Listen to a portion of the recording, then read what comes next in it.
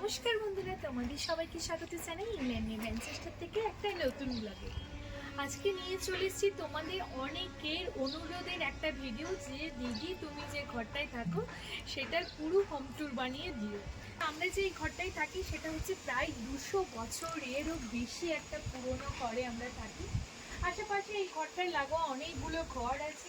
ঘরে যারাই ভাড়া থাকে সবাই এই ঘরটাতে ভাড়াই থাকে, মালিকরা এখানে থাকে না। তাদের সমস্ত গাড়িগুলো এই এরিয়াটাই রাখা থাকে। আর এই এরিয়াটা না, সামনেটা ঠিক অনেকটা উঠানের মতো। এই এরিয়াটাই দেখতে পাও টিয়া অনেক সময় খেলাধুলো করে, আমিও অনেক এই গ্রিন সবুজ জায়গাটাই আমি রিলস টিলস বানাই। এটা হচ্ছে এই এরিয়াটা। এবার চলো আমাদের যে ঘরটাই সেটাই ঢোকা যায়। এটা হচ্ছে আমাদের একদম মেইন এন্ট্রির যে গেট, সেটা সামনেই রাখা আছে আমাদের ডাস্টবিনগুলো। সামনে ঢুকিয়ে রাখা আছে হচ্ছে বাপ বেটার দুটো সাইকেল। এই দেশে তো সবসময় বৃষ্টি আর বৃষ্টি, আর বাপ বেটা বৃষ্টির ভয়ে সাইকেলটাকে বাইরে রাখবেন না। দরকার পড়লে কিন্তু সাইকেলটাকে বাইরে রাখা যায়, কিন্তু রাখা হয় না, যেহেতু এই এরিয়াটা একটু ফাঁকাই আছে আমাদের, সেই জন্য ঢুকিয়ে সামনে বাপ বেটার সাইকেল, সাথে তিয়াসের ওখানে ব্যাট বল কত কিছু না আছে। চারিদিকে ঘরে বাচ্চা থাকলে যা হয়, বাচ্চারই জিনিসপত্র বেশি দেখা যায়। চলো এবার চলে এসো ঘরের মধ্যে।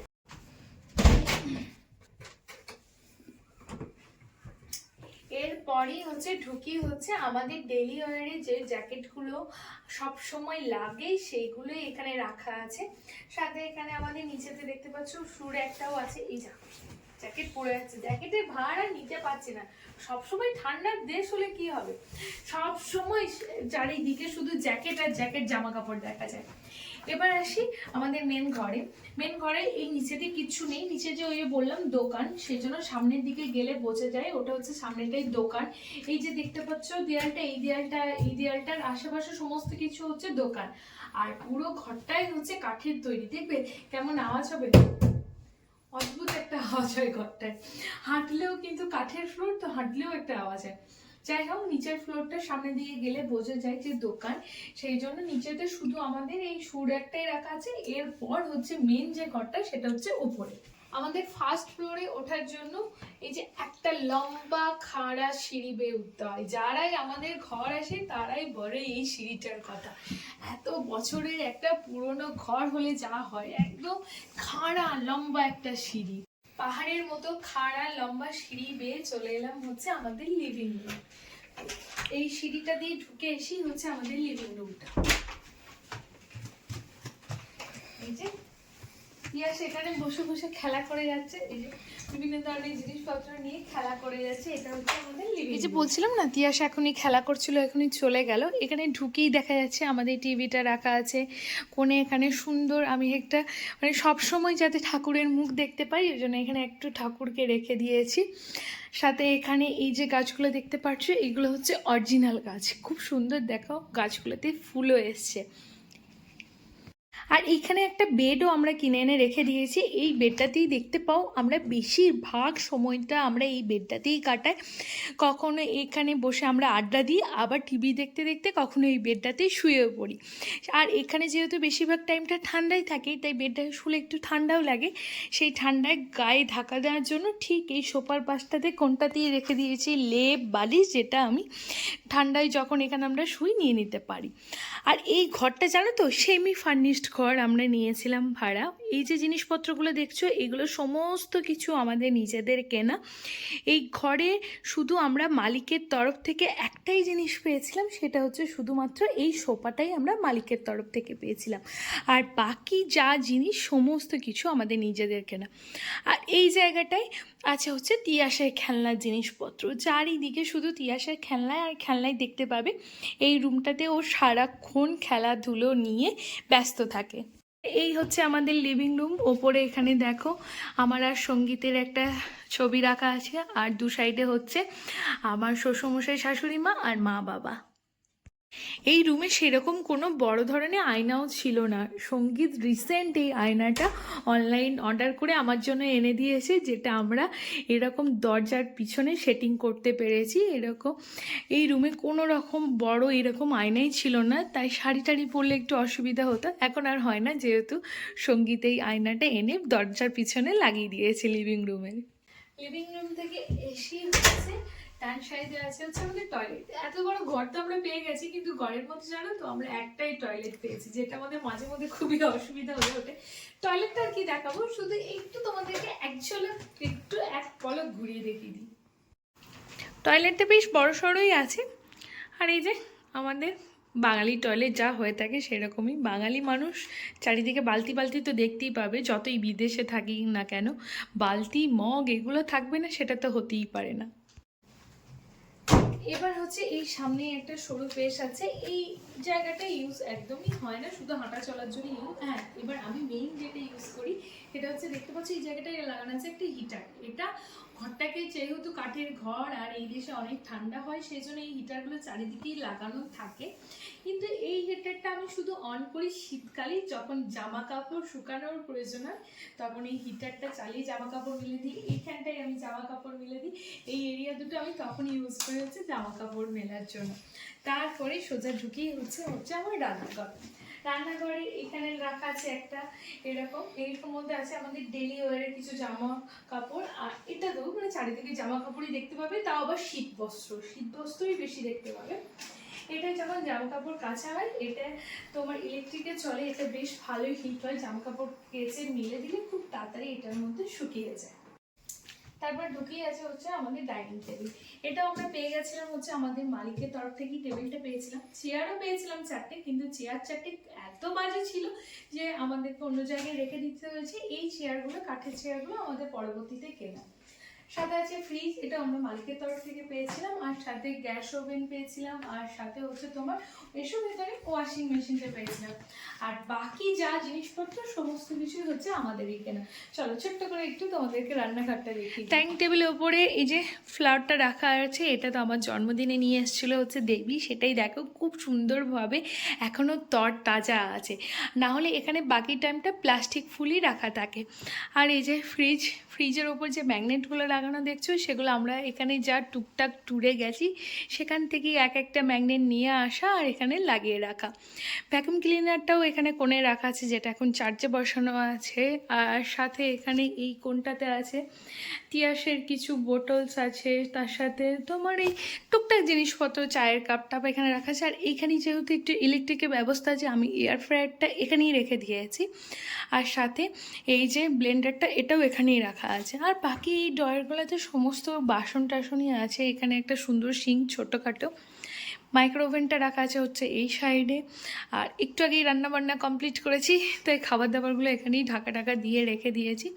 আর এই কোণটাতে রেখে দিয়েছি বেশ কিছু সস এবং সহজেই হাতের কাছে যে মশলাগুলো লাগে সেই রকম সহজ কিছু মশলা এখানে রাখা আছে। আর বাকি উপরের ড্রয়ারগুলোতে সমস্ত কিছুতে মশলাই রাখা আছে, মশলাপাতি। আর ওয়াশিং মেশিনটাও আমাদের কিন্তু এরকম রান্নাঘরের মধ্যেই খুব সুন্দরভাবে সেট করা আছে।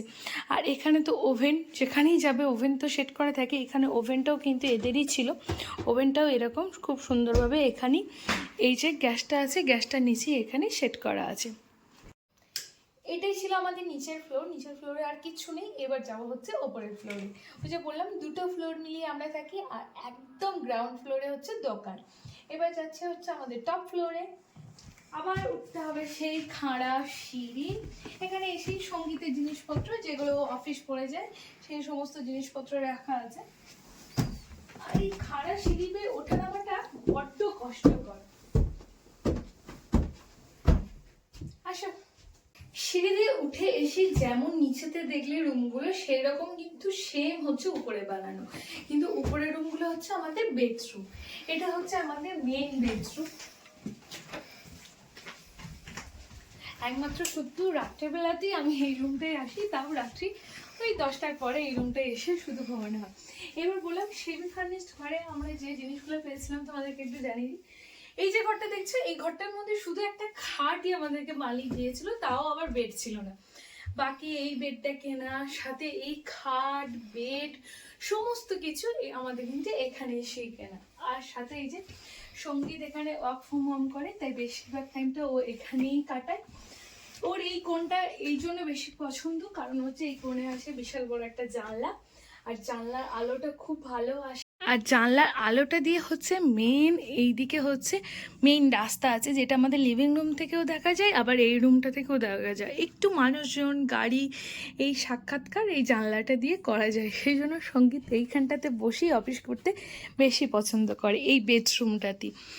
আর এখানে গরম পড়ে না, খুবই কম পড়ে ওই কয়েকদিনের জন্য। তার জন্যই কিন্তু দেখো এখন যেহেতু একটু গরম পড়েছে, ছেলের মাথার কাছে একটা ফ্যান লাগানো আছে, কারণ এই দিকটায় শোয়ে হচ্ছে তিয়াস। এইখানে একটা ফ্যান আছে যেটা হট এবং কোল্ড দুটোই হয়, এটা আমাদের শীতকালেও খুব কাজে লাগে। আর একটা ফ্যান দেখায়, সেটা হচ্ছে স্ট্যান্ড ফ্যান, যেটা আমার সঙ্গীতের জন্য লাগানো থাকে। এটাও সঙ্গী নিয়ে এসছে, এটাও কিন্তু আমাদের চলে। তা এই হচ্ছে আমাদের বেডরুম। পরপর দুটো একটা বিশাল বেড এরকম লাগিয়ে দিয়ে একটা বিশাল বড় বেড হয়ে গেছে, মানে গোটা রুম জুড়েই বলতে পারো শুধু বেড আর বেডই আছে।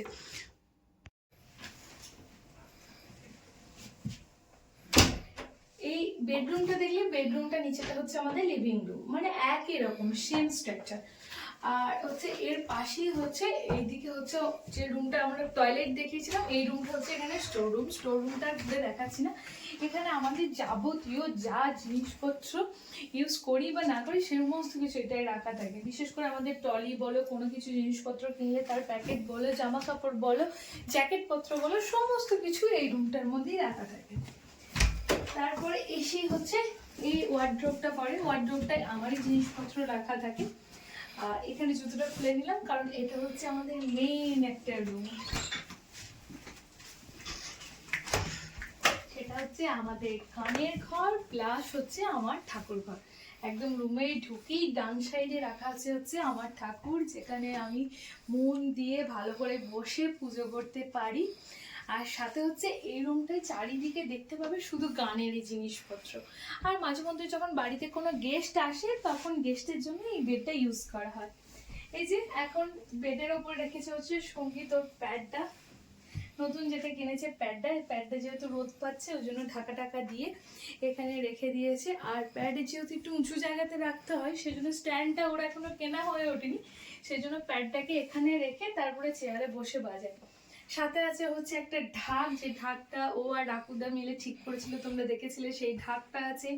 সাথে সঙ্গীতের তবলা আছে, হারমোনিয়াম আছে। আর এখানে সঙ্গীতে বিভিন্ন ধরনের গানের সাথে বাজানোর জন্য জিনিসপত্র, যেগুলো মাঝে মধ্যে আমিও হাতে নিয়ে বাজাই বা অন্য কেউ এলেও বাজাই।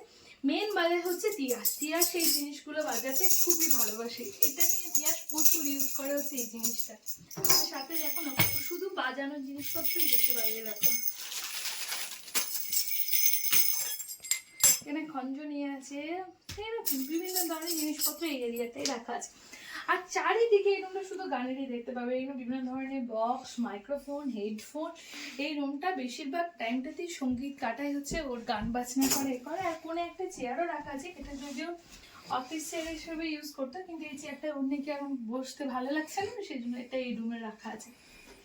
তাই এই হচ্ছে আমাদের হোম ট্যুর। 200 বছরের পুরনো একটা ঘরে আমরা থাকি। আমরা এতক্ষণ ধরে হাঁটছিলাম, তোমরা হয়তো আওয়াজও পাবে পায়ে হাঁটার, যেহেতু আমরা ঘরে হাঁটলেই না কাঠের যে শব্দটা হয় সেই আওয়াজটা আমাদের কানে লাগে। ঘরটা বেশ বড় সড়ই, মোটামুটি যতটুকু পেরেছি দুজনা কাজের ফাঁকে দুজনা মিলে একটু যতটুকু যত্ন করে রাখা যায় সেটাই করেছি। তা এই ঘরটার ভিডিও কেমন লাগলো অবশ্যই কিন্তু কমেন্ট করে জানিও। ভালো লাগলে প্লিজ পেজটাকে একটু ফলো এবং লাইক করে দিও, আর যারা ইউটিউব থেকে দেখছো প্লিজ চ্যানেলটাকে একটু সাবস্ক্রাইব করে দিও। তোমাদের সবাইকে অসংখ্য ধন্যবাদ সাথে থাকার জন্য এতক্ষণ।